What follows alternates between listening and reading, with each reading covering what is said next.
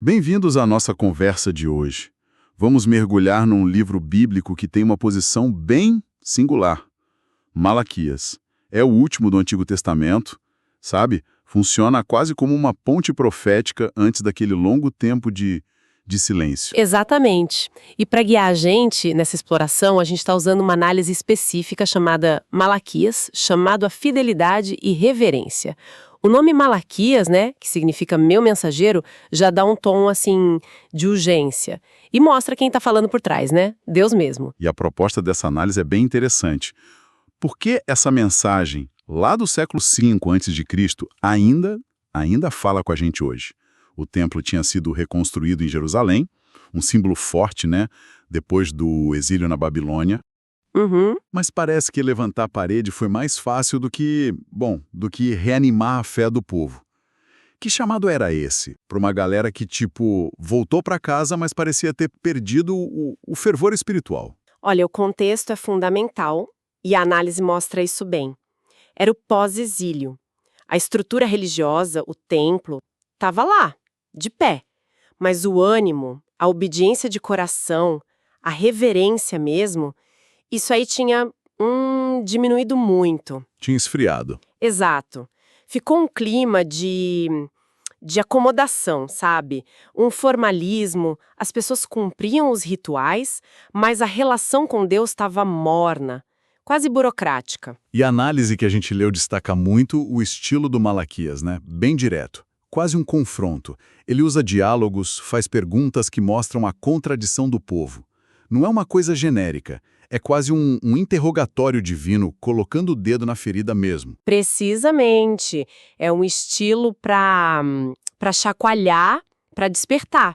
Malaquias, ou melhor, Deus falando por ele, não só aponta o erro, mas argumenta, expõe a hipocrisia ali. A ideia não é só condenar, é chamar de volta para a aliança, para a sinceridade. Então, vamos começar a desembrulhar isso seguindo a estrutura da análise. O capítulo 1 já abre com uma declaração divina forte: eu vos tenho amado. Mas a resposta do povo é de um ceticismo que choca. Em que nos tens amado? Como que a análise explica essa resposta de Deus a essa provocação? Então, a resposta de Deus, que a análise detalha bem, não é tipo uma lista de coisas boas recentes, não. É um mergulho na história de Israel, na identidade deles. Deus lembra a escolha de Jacó e não Esaú. Ah, sim. E isso não é apresentado como algo arbitrário, mas como a prova principal do amor de Deus por eles, a base da aliança com Israel. É como se Deus dissesse: olha, a minha decisão de me aliar a vocês lá no começo, a própria existência de vocês como meu povo, essa é a maior prova do meu amor. Ele não muda. Entendi. É um argumento que vai lá na raiz da coisa. Mas, lendo a análise, fica muito claro que esse amor todo estava sendo respondido com um descaso impressionante, principalmente pelos sacerdotes na hora dos sacrifícios. Sim, e aqui a análise mostra como a crítica de Malaquias é cortante. Ele denuncia que ofereciam animais com defeito, cego, coxo, doente, e o ponto central que a análise levanta não é só que os bichos eram ruins, mas o que isso revelava, sabe? Uhum. A atitude por trás. Exato. Eram animais sem valor que mostravam um profundo desprezo pela santidade de Deus, uma falta de consideração total. E o argumento que Malaquias usa comparando com um governador humano, é de uma clareza brutal. A análise realmente dá destaque para a força dessa retórica. Exatamente. Malaquias pergunta, né? Tentem dar isso aí de presente pro governador de vocês. Ele vai aceitar? Vai gostar? A resposta é óbvia. Não. Claro que não. Aí vem o impacto. Se nenhuma autoridade humana limitada aceitaria isso, como é que vocês ousam apresentar algo assim para o Deus Altíssimo? A análise conclui que isso mostra uma desconexão espiritual muito grave. Revela não só falta de respeito, mas principalmente falta de temor a Deus. A adoração virou só um protocolo, vazio, sem reverência, sem sinceridade, quase um insulto. Essa falta de reverência na adoração parece que transborda para outras áreas, né? Pelo que a análise indica. O capítulo 2 aprofunda a crítica, mirando na falha da liderança dos sacerdotes e também toca em problemas sociais, tipo infidelidade. Como a análise conecta isso? A conexão é total. A análise mostra que a corrupção no altar era um reflexo de uma corrupção maior na liderança. O capítulo 2 já começa com uma bronca fortíssima nos sacerdotes. Deus acusa eles de quebrar a aliança com Levi. Aliança sacerdotal. Isso, que não era só para fazer ritual, mas principalmente para ser fiel à lei, ensinar o certo e ter uma vida que fosse um exemplo para o povo seguir. Mas na prática, eles eram o oposto disso? A análise diz que eles viraram pedra de tropeço para o povo. Exatamente. A liderança que deveria ser o modelo de integridade, de conhecimento da vontade de Deus, estava, na verdade, toda errada. As ações e os ensinos deles faziam o povo errar também, até justificando práticas ruins. Isso mostra a responsabilidade enorme, de quem está na liderança espiritual. A falha deles tinha um efeito cascata terrível. E essa falta de integridade aparecia também dentro de casa. A análise dá bastante atenção para a questão da infidelidade nos casamentos e também para os casamentos com mulheres estrangeiras. Sim, Malaquias confronta os homens de Judá nessas duas frentes, que estão ligadas e a análise explica bem. Primeiro, o casamento com mulheres estrangeiras. O problema principal não era a origem delas, era a religião. Ah, entendi. Os outros deuses. Exato. Elas adoravam outros deuses, e essas uniões eram uma ameaça direta para a identidade religiosa de Israel, para a aliança com o Deus único. Era abrir a porta para o sincretismo, para a mistura de religiões. E segundo, com muita força, Malaquias acusa eles de trair a mulher da sua mocidade. A esposa da aliança. Isso, trocando ela, talvez por conveniência ou por causa dessas novas esposas. Uma traição da aliança feita na juventude. E aí que vem aquela declaração divina super forte sobre o divórcio, que a análise destaca, né? Exatamente. Deus fala por Malaquias, eu odeio o divórcio. A análise interpreta isso não só como uma regra social, mas como um princípio teológico muito profundo. O casamento é mostrado como uma aliança sagrada, um pacto que devia refletir a fidelidade de Deus com o seu povo. Que não muda, né? Que não muda, então a infidelidade no casamento era vista como um espelho doloroso da própria infidelidade espiritual de Israel com Deus. Quebrar a aliança do casamento era como minar a própria ideia do relacionamento que Deus queria ter com eles. A integridade na aliança humana devia refletir a santidade da aliança divina. Faz muito sentido essa conexão. Bom, seguindo a análise, a gente chega no capítulo 3. Ele traz profecias bem importantes e também volta a falar da questão financeira, né? Dízimos, ofertas. Como que a análise junta essas coisas? A análise mostra que não é uma quebra, mas uma continuação do tema. A fidelidade a Deus em tudo. O capítulo abre com uma profecia central que vai ecoar muito no Novo Testamento. A vinda de um mensageiro para preparar o caminho do Senhor. João Batista? Isso. A análise, seguindo a interpretação cristã tradicional, identifica esse mensageiro como João Batista. E logo depois do mensageiro vem o próprio Senhor. Quem seria ele e por que ele viria ao templo? A profecia anuncia a chegada repentina do Senhor ao seu templo. A interpretação principal que a análise explora aponta para o Messias, Jesus Cristo. E o motivo da vinda é duplo e bem intenso: purificação e julgamento. Pesado. Sim.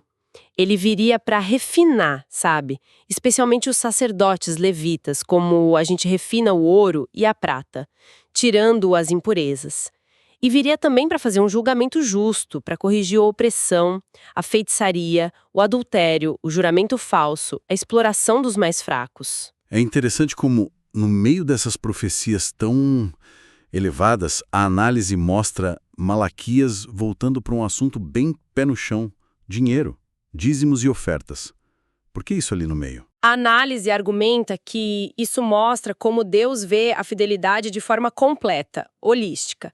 Não tem separação entre o espiritual e o material na nossa resposta a Deus. Malaquias faz uma acusação direta e dura. O povo estava roubando a Deus. Roubando. Ao reter os dízimos, a 10ª parte do que ganhavam ou produziam, e as ofertas. Pela lei de Moisés, isso era para sustentar o templo, os sacerdotes, os levitas e também para ajudar os necessitados. Reter isso era, na prática, sabotar todo o sistema de adoração que Deus tinha estabelecido e abandonar a justiça social que estava ligada a ele. É nesse ponto que a gente encontra aquela passagem famosa de Malaquias 3.10, né? A análise com certeza destaca isso. Com certeza. É um texto muito marcante. Trazei todos os dízimos à casa do tesouro, para que haja mantimento na minha casa. E provai-me nisto, diz o Senhor dos Exércitos, se eu não vos abrir as janelas do céu e não derramar sobre vós bênção sem medida. É quase um desafio. A análise ressalta isso. É mais que uma ordem, é um convite divino. Me testa nisso. Deus chama o povo a testar a fidelidade dele através da obediência deles. É um chamado para confiar que Deus vai prover, em vez de se agarrar no dinheiro com medo. E essa obediência financeira, segundo a análise, não traz só bênção, mas também proteção. Sim, a passagem continua. Deus promete repreender o devorador, talvez pragas, gafanhotos, que destruíam as colheitas por causa deles. A lógica que a análise apresenta é clara. Ser fiel em dar a Deus o que é dele resultaria não só em ter mais, em abundância, mas também na proteção de Deus sobre o trabalho e os bens do povo. Confiar em Deus com as primeiras partes traria mais segurança do que tentar garantir tudo sozinho, retendo o que pertencia à aliança. Chegamos então no último capítulo, o 4. Ele foca no dia do Senhor. A análise apresenta como um clímax, assim, com tons bem fortes, de juízo, mas também de esperança. Sem dúvida. O capítulo 4 descreve esse dia do Senhor. É um conceito que aparece muito nos profetas, né? Refere-se a uma intervenção direta de Deus na história. E para quem é arrogante, para quem pratica o mal, a imagem é assustadora. Como palha queimando. Exato. Serão como palha queimada num fogo muito intenso que não deixa nem raiz, nem galho. É uma figura de um juízo final completo. Mas a análise mostra que não é só destruição. Tem uma promessa de luz ali para os fiéis, certo? Sim, e o contraste é lindo, cheio de significado. Para aqueles que temem o nome do Senhor, a promessa é que nascerá o sol da justiça, trazendo salvação ou cura nas suas asas. A análise ressalta a beleza dessa imagem, o sol como fonte de vida, de luz, de calor, a justiça como caráter de Deus. E essa salvação ou cura nas asas sugere proteção, restauração, bem-estar completo, espiritual e físico. O mesmo dia tem dois lados. Exatamente. O mesmo evento traz juízo para uns e libertação para outros.